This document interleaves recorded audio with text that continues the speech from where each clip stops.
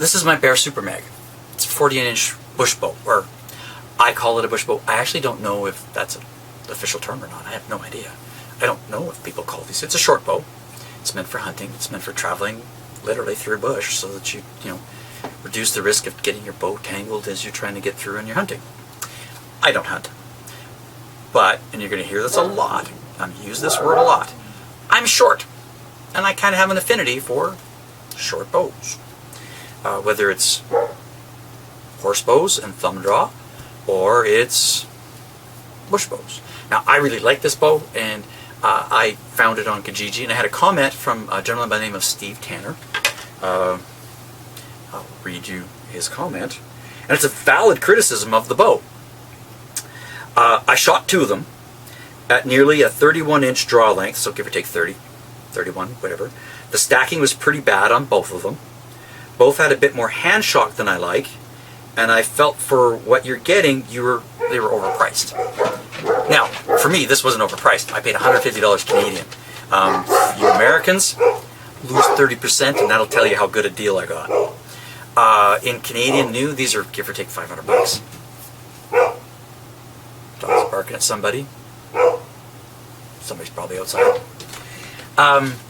So I got a good deal. And everything he just said is very valid. Like, I don't draw, once again, you hear this word again, short. I don't draw to 31. I draw to 26, maybe 27 when I'm warmed up and I get, some good expansion going. Maybe. So this particular model, which is 45 at 28, I'm getting, 41 on my fingers. The arrows I'm using I've got a brace height right now of about 8.5, and I should actually goose it a bit. Because yes, bows this, like, when we're pulling these things, right, we're storing energy. And when we let it go, energy's got to go somewhere. And it's going to go into that arrow. I like to have it minimum 10 grains per pound. Now, that's just arbitrary on my part. Some bowyers specify a minimum grain per pound for performance, and because if it's too light, you're going to have more hand shock and more vibration in the bow, because what we're doing is we're transferring that energy into our projectile. Now, not all of it's going to go there. It's just not going to happen. But the more energy that we put into it.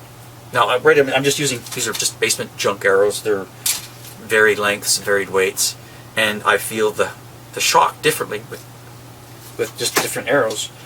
It's from my basement, so I don't really worry about it. I have more consistent arrows when I go shooting 3D or whatever. So his criticisms are valid. Now, I'm guessing based on the fact that he's, pulling 30, 31 inches.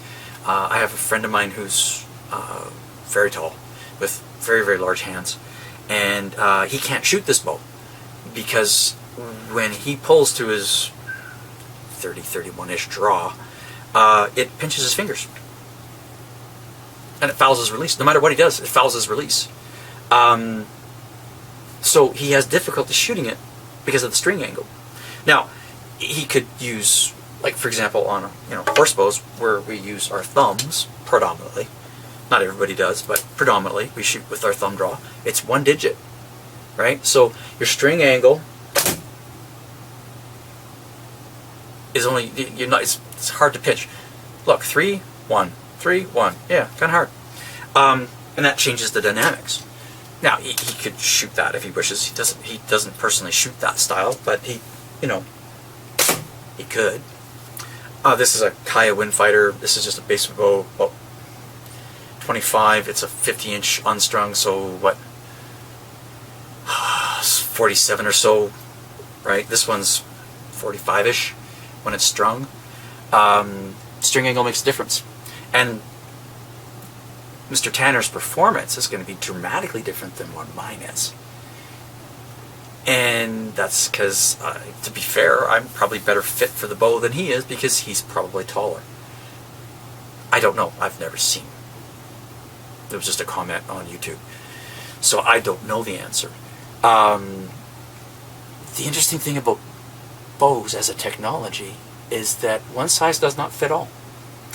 the reason why we have so many different variations of technology, bow technology, is because they're designed to fit specific sets of circumstances and specific people. We tend to think about them as a cultural icon, and yes, they are. But they're, in the case of cultural references, they're made out of materials that are available at that time, in that place, to those people, to fit a specific need at that time. A lot of the Plains Indians shot short bows. One, because of the wood, and two, because a lot of them were in the late period, they were on horseback. Right? You go before the horses showed up in North America, they were shooting longer bows. But when they were shooting off a horseback, they were shooting shorter bows on the plain, and they were shooting buffaloes, and they're shooting at short distances. Their draw lengths were... I'm a short man, and I shoot 26. But a plain-style bow, you're looking at 20-inch draw. And that's not because that's how far you can draw. That's just how far you need to draw, because you're shooting short distance from a horse at speed. I think they're kind of nuts, but yeah, that's what they did. That's how they literally earned their living, to feed their families. And that's what this is all about. This isn't about... These are technologies that are right now, for us, it's entertainment. And when we go hunting, it's not subsistence hunting we're doing anymore. It's not making a living, with the exception of a few on this planet. But the vast majority of us, this is entertainment. This is a hobby. This is a sport. This is something to keep our brains from going bonkers. And because we have such a wide variety of bows, and Mr. Tanner's criticism is completely valid. Short bows tend to have more hand shock. Short bows tend to stack, right? They tend to stack, especially when you get past that 28. They tend to stack a lot more.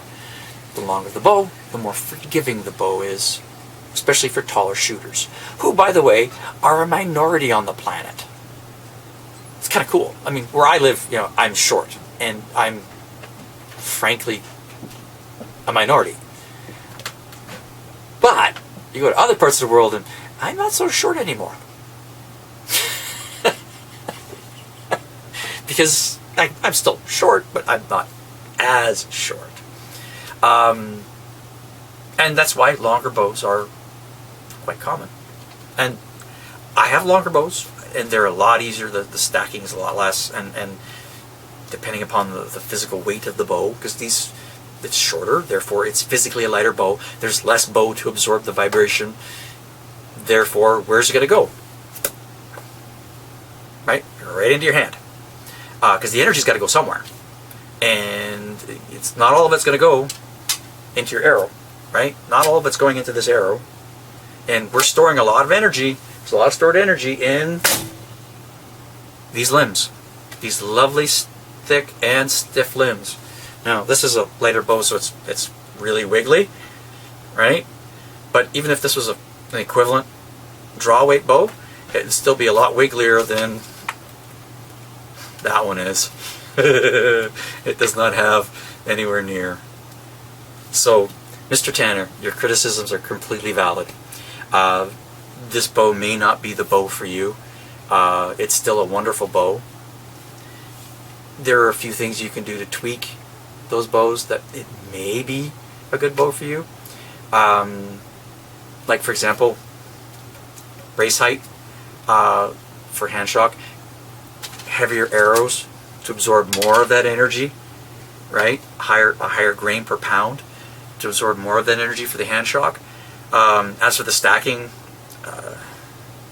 there's really nothing I can suggest, because I mean, if your arms are that long and your anchor, whichever anchor you choose, and I'm not sure, I don't know, maybe you can shorten your draw length a little bit by altering your anchor. I mean, you might be anchoring back here, I don't know, or here, or the side of your mouth, or the bottom. I use the bottom of my chin just because I'm also a target archer, and I've gotten it. That's the habit I have built. I have friends who shoot from the corner of the mouth. I have one friend who shoots from he uses the cheek as his anchor point. I don't know anybody who shoots fingers who uses their ear. I use the ear for thumb draw. I used to use overdraw, which means I pulled behind my ear. I've adapted since then. I think it has to do with just I've been basement shooting so long, I'm shooting with my basement arrows that I've kind of adapted away from that. But there's all these things that you can do to try, but it may just be that you need a longer bow. And like I said, your points are completely valid. These are some of the challenges of a shorter bow. And for those of us who are, once again, shorter, we don't have the same kind of issues, or as many of the issues. But I do know that my taller friends have more issues with shorter bows. Thanks very much for your comment and giving me an excuse to tell a story. Keep having fun, guys.